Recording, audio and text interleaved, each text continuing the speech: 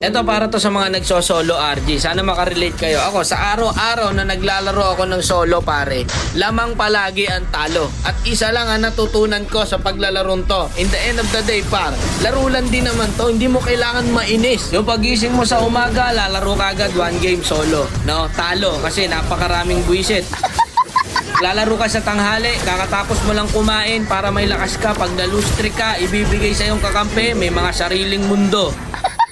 Naglalaro ka sa hapon, kasarapan, syempre, uwian ng mga estudyante, ayan, ipapakampi sa'yo, mga grade 2. Lalaro ka sa gabi, kakauwi mo lang, pagod na pagod ka, galing kang trabaho, naglaro ka, nag-solo RG ka, nag-ML ka, ayun, na-lose trick, doble ang pagod.